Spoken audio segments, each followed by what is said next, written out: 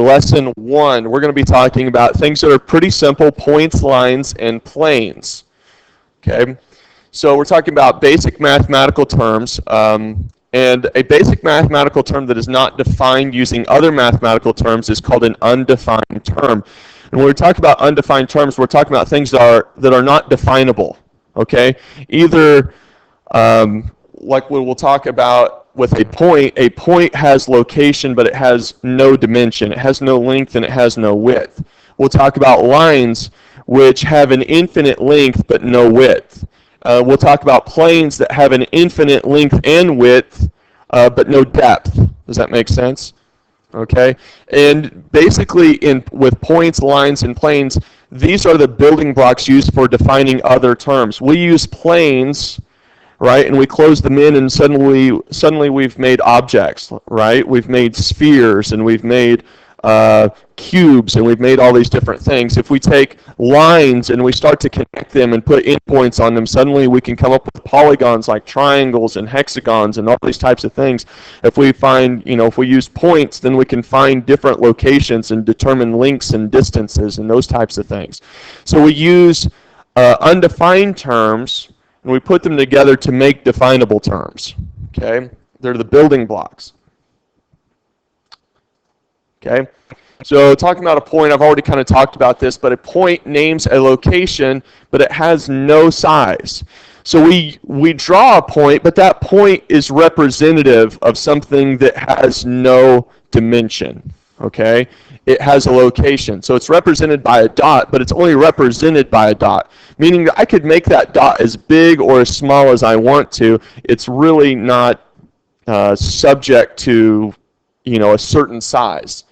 Okay, but it's represented by a dot, and it's used. We label it using capital letters, and so it's something that we deal with in math from time to time. Is how do we label things? All right. Well, if we're going to label a point, we're going to use a capital letter, such as P, but not always P. Okay. It has zero dimension, only has location. The next thing that we look at is a line.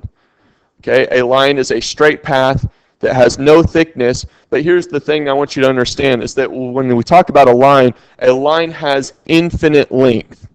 Okay. A lot of times that confuses people because whenever they think about a line, what they're really thinking about is a line segment, something that has a beginning or an end. Okay, but a true line has no beginning and has no end. Okay, but it is a straight path.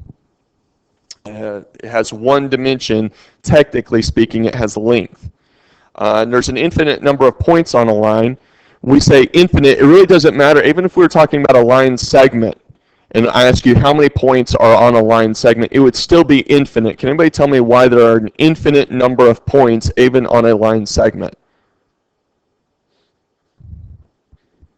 Well, tell me about a point. What do you know about a point? It has no what? Has no size. So something that has no size, I can take an infinite number of those and put them in between 2 points, right? Okay, because it has no size. So there's an infinite number that can fit between 2 points even on a line segment. So there's an infinite number of points on a line. A line is named using either a lowercase letter, such as x, okay, which is representing that line segment, that line, or any 2 points on the line, like AB or AC. Okay, but we have to have 2 points to label a line or a letter that represents the line. Okay, does that make sense? We're going to get some heads nodding up and down here. So 2 possible names here are line AB, and so we've got AB with an actual line above it, or X. We would say line X, so that we're not just talking about a point. We understand that the label for it is line X. Hopefully we haven't gotten into anything too complicated here, right? Still feel pretty good about everything? Everybody feels like, man, this is review, this is, real kiddie stuff. Maybe, maybe not. All right. Let's see if this works. It does not. Okay. We will click. All right. So we're going to move from there, and we're going to continue talking about lines to a certain extent. Any set of points that lie on the same plane, okay, are called, well, that should say same line. Let me fix that. Sometimes I get typing, and I already have something else in mind. Okay, any set of points that are on the same line are called collinear. Okay, you actually, if you notice, and we'll see if this will let me write on this, you'll see the word line show up in there. So co-line. Okay. You ever been on a sports team where there were co-captains? Two people that are captains of the same team? Okay. 2 points that are collinear are 2 points that are on the same line. Collinear. Okay, in the diagram, A, B, and C are collinear. Now, if points are not on the same line, then they are said to be not collinear or non-collinear. Points A, B, and D are non-collinear. Okay, now this is the tricky part, and this lesson doesn't necessarily go into this, so I hope that this doesn't muddy the waters for you.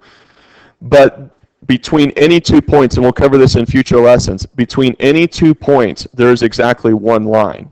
So in order for points to be non-collinear, you have to have at least 3 of them. Okay, because I could draw a line from A to D, is that correct? I could draw a line from B to D, I could draw a line from C to D. All right, so any 2 points are always collinear. So in order for things to be points to be non-collinear, I need 3 of them. Okay, so that's why we say A, B, and D are non-collinear. A, B, and C, or sorry, A, C, and D are non-collinear. B, C, and D are non-collinear. Okay, and I think that's just about as many non-collinear combinations that we can make. Okay. All right, now we get into planes. So we've talked about points, we've talked about lines, let's talk about planes. A plane is a flat surface that has no thickness and extends forever in 2 dimensions. A plane is named using either an uppercase letter, like what you would see with the P in the corner, or 3 non-collinear points. And so what I try to do, you could find all of this in your textbook, right? But what I'm trying to do here is put emphasis on things, all right? No thickness, 3 non-collinear points are what I need to label this. Okay, so I'm going to bold things, I'm going to capitalize things that I think you need to pay attention to, that you need to remember. So if I was going to label this plane, I'm either going to label it plane P, and that should say plane and not plan, so we'll fix that, or plane ABC, because A, B, and C are 3 points on that plane that are non-collinear. Does that make sense so far? Okay.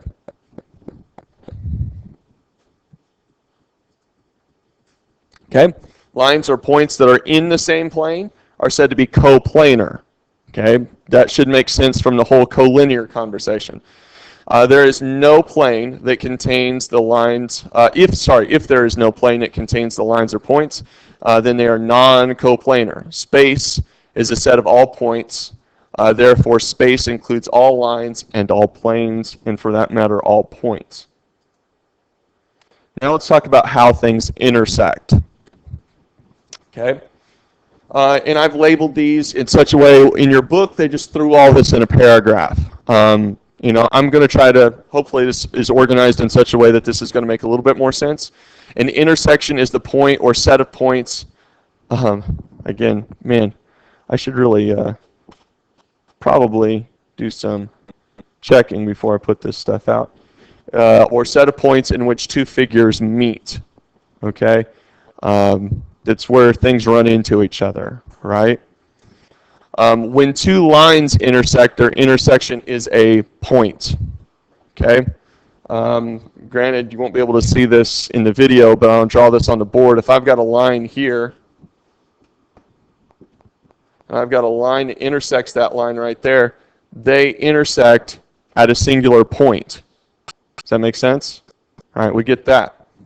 Okay, when 2 planes intersect, their intersection is a single line. And again, you'll see illustrations of this in your book, but let's imagine that our walls extend forever and ever in 2 directions, right? Let's take this wall over here to my left, your right, and let's say that it extends forever that way and it extends forever up and down, right? It's a plane, okay?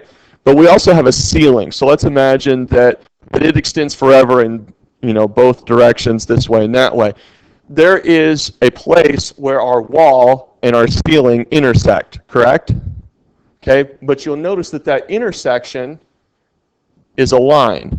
It's the corner where they meet, but it's represented by just a single line where they touch. All right, so can we visually see that planes are going to intersect at a line? Now, what's interesting to me about this is that what you'll see is that whenever two lines intersect, right, line, okay, has one dimension, line has one dimension. Whenever they intersect at something that has no dimension. So the intersection is always one less dimension than the two things that intersect. Okay, providing that the two things that intersect have the same number of dimensions. Now, a plane has two dimensions and another plane has two dimensions, so they should intersect at something that has one dimension, correct? And so they intersect what has one dimension? A line. Right, you follow me? Okay. Now it gets a little bit more complex if a line lies, not lines, but lies in a plane. Okay, then their intersection is the plane itself. We're saying if a plane is, for instance, all right, so let's take our ceiling again. We've got our ceiling as a plane.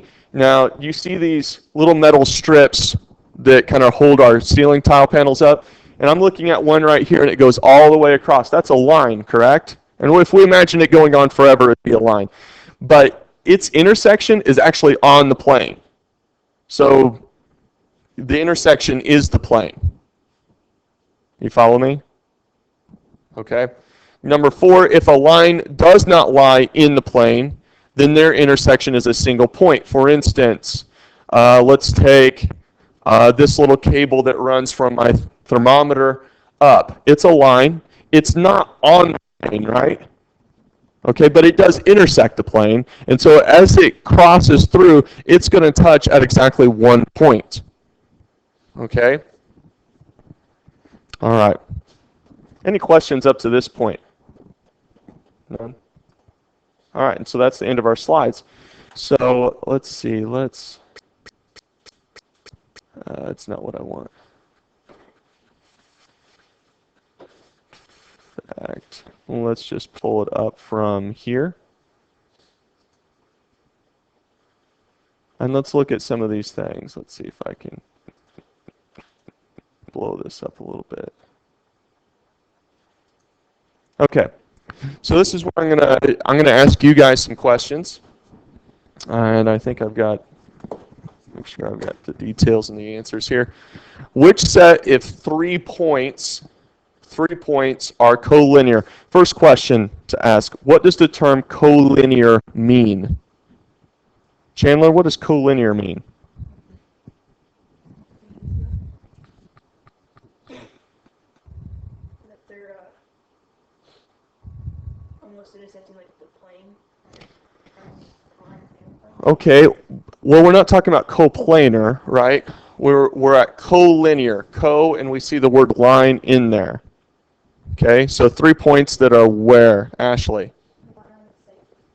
Yeah, 3 points that are in a straight line. Okay, so we're looking for 3 points that are in a straight line. What about JFH? JFH, are those, Chandler, are those in the same line? No. Okay. Abby, what about FGH? FGH, are those on the same line? No. Michael, EFH, EFH, are those on the same line?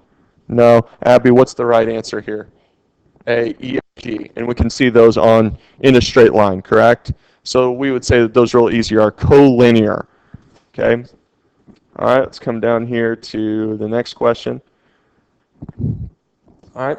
Which of the following is not an undefined term? Well, let's talk about what our undefined terms are. Our undefined terms are what our lesson is about. So somebody name me an undefined term. Line. What else? Plane. Point. All right. So because we don't want an undefined term, which of those is not an undefined term? Abby? segment. And the reason a segment is not an undefined term because it does have a beginning and it does have an end. All right, we can define a line through length. Okay, now when we start talking about planes that are definable, we're talking about planes that have a beginning and an end. Planes have area. Okay, does that make sense? And space is undefined until we bring it down into a figure, and then that has volume. Okay. All right. Very good. Number 3. What is the minimum number of non-collinear points needed to identify exactly one plane? Katie, what do you think? The number of points needed to identify exactly one plane, and they have to be non-collinear.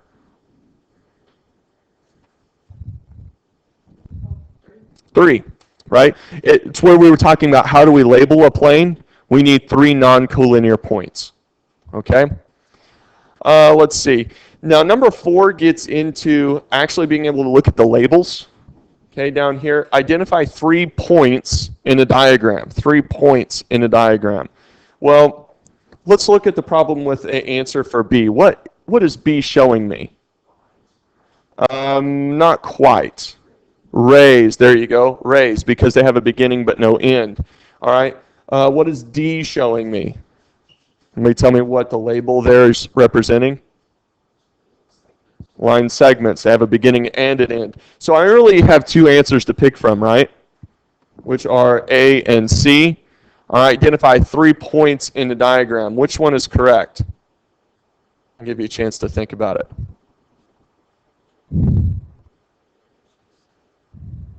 Is it A or C? Abby?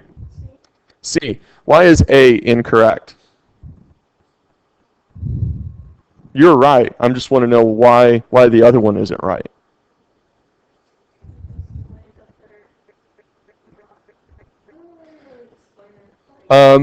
Well, let's look. You got G, H, and I here, right? And you're correct in the sense that they're non-collinear. I think that may be what you're trying to get at.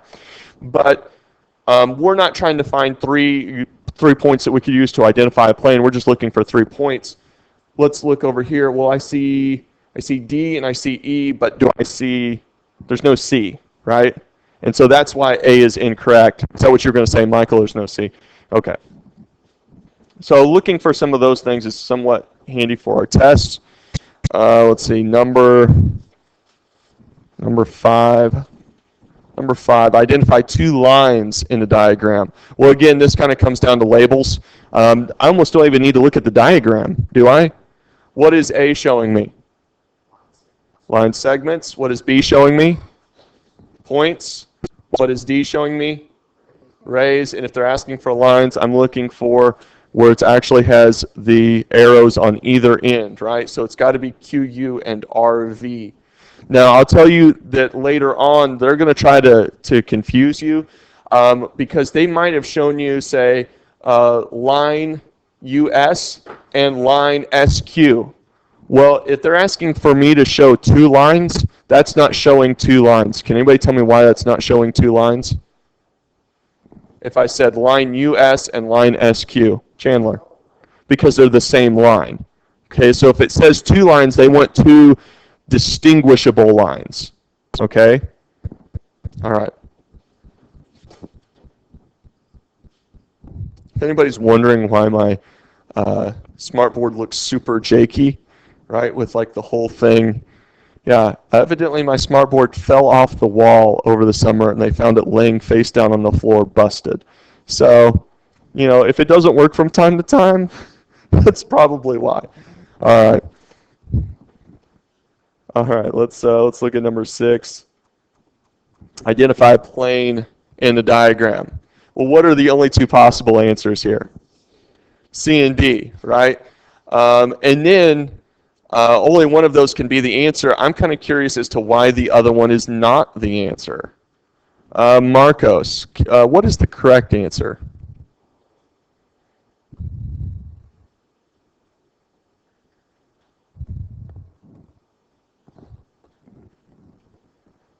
Comes down to, what's that?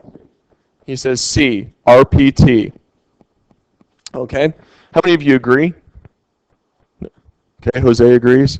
Ashley agrees. Chandler agrees that it's C, plane RPT. How many, does anybody in here disagree? One. Okay, Michael, why do you disagree? RPT is a line. Can I identify a plane with 3 collinear points? If we go back to our notes, right, we can't. What do we have to have? We have to have 3 non-collinear points. You should be able to find 3 points that, if I were to draw them, would make a triangle. Okay? All right, which is why PRS, I could draw a triangle with those, right? Okay? Does that make sense? Okay. And so some of this, like I said, writing things down is important, and so going into Quizlet and maybe making yourself some flashcards over some of those definitions that I gave you will be handy. Number seven, Jose, 2 lines in the diagram. What are the only 2 possible answers? C and D, good. All right. Now this is where that hint that I gave you earlier is going to come into effect.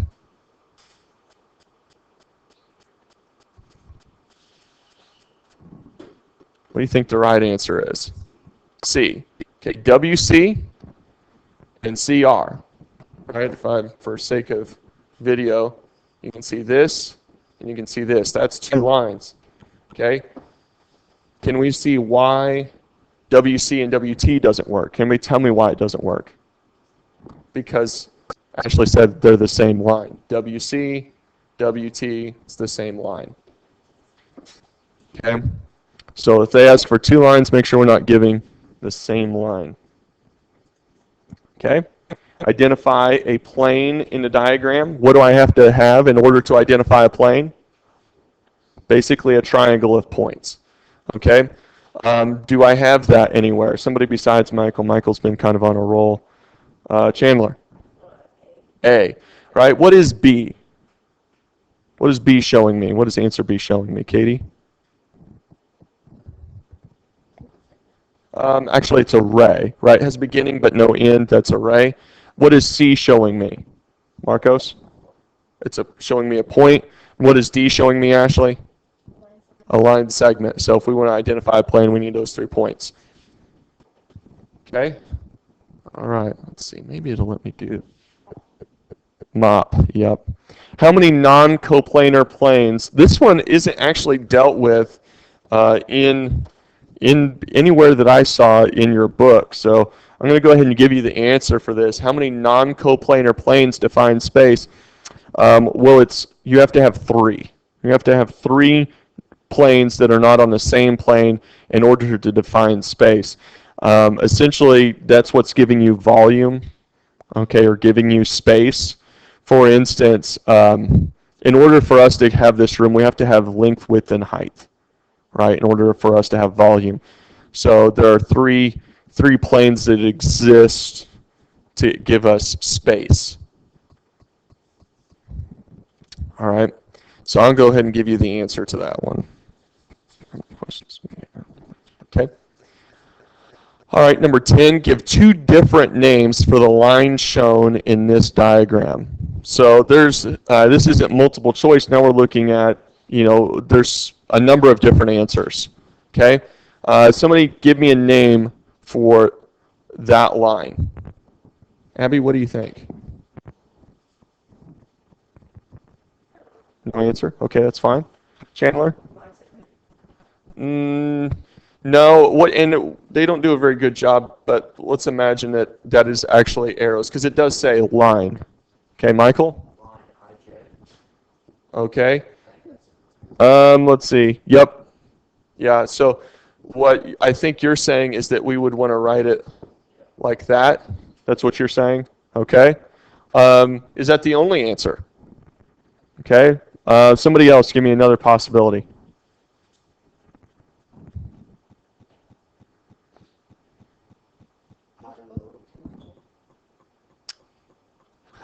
Actually, you're talking about this guy right here, right? That's actually what the name of the line is. So you're on the right track, but what we would write is line J. Okay? They don't always do that, but anytime they do, I can write the label for what it is. Like if we were talking about a plane and they had that, notice how they had that like P in the upper right-hand corner. I could call that plane, write out the word P. Okay, and I don't even need the 3 non-coplanar or non-collinear points. I can also switch these things around and go line JI, can't I? So that's really, in all honesty, those are the only 3 ways. Those are the only ways that I can label that line. Okay, but those are that. Okay. Did we get that written down or maybe not? I don't know. Okay. All right. What are 2 different names for the plane shown in the diagram below? This is real similar to the last question, except we're talking about a plane. Okay, what do we think? Okay, Chandler? Plane CBD. Okay. All right, anybody else?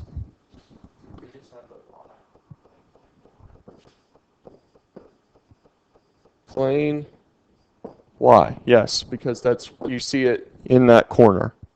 Okay, and really we don't even need the word plane in front of CBD. Okay, we just say CBD identifies a plane.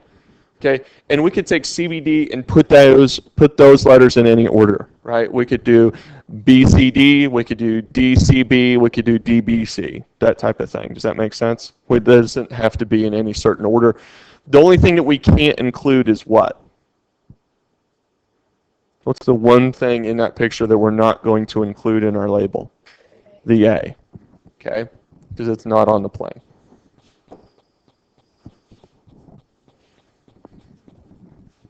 Okay, 12, identify the coplanar and non-coplanar lines in the diagram. This is where this gets tough because when you're trying to look at a picture, basically what they're showing is 2 lines that do exist on this plane. So I'm going to help you out with this answer as well, is that both lines B and line F are coplanar.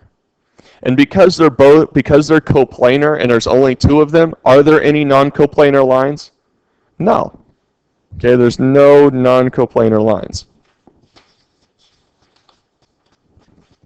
All right, number 13. What is the intersection of line RS and line TV? Let me ask this question real quick. Where do 2 lines intersect at? They intersect at a what? Michael? Okay. Come back over here to what we see on the board. Okay, what did I drew 2 lines that intersect. Where do they intersect at? A point. Okay? 2 lines intersect at a point. Okay? So you said you know the answer to question 13. What is the answer to question 13? Point U. That's right. Okay, which is usually what I end up saying anytime I play tennis is point U because I suck at tennis. All right, are lines L and M, lines L and M coplanar? This is tough. Are lines L and M coplanar? This is here. This is line L, and this is line M. Are those coplanar?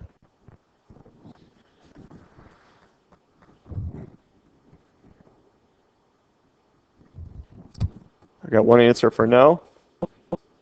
The answer is yes, but this is kind of, again, it doesn't show up in your book this way. So you remember how I said any 2 points are collinear? Okay, so you probably want to write this down somewhere. Any 2 lines that intersect, any 2 intersecting lines are coplanar. Okay, basically what ends up happening is that those 2 intersecting lines create a 3rd plane. Okay, yes, they both exist on their own independent planes, but The moment that they intersected, there was a new plane that contains both those intersecting lines. Okay, so if I was to write this down, I would say any two intersecting lines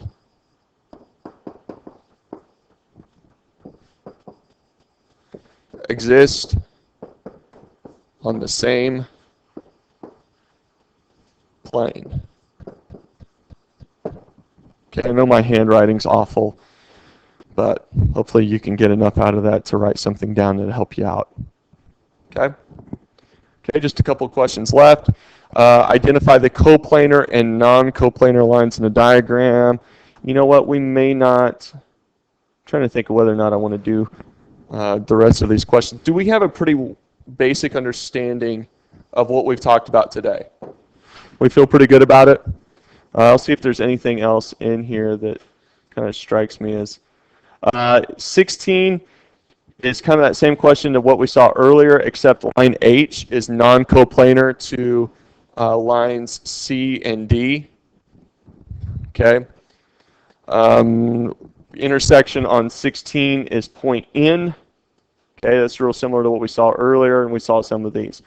Okay, so what you should have found back in here is your problem notes. Okay, A through H, 1 through 15 odd. Okay, that's your assignment. Now, one of the things that we also didn't get into yesterday was getting you your IXL usernames and passwords. So I'm going to click off the video here, and I'm going to get that information to you so that you can kind of get started on doing some of those IXL diagnostic questions. Okay.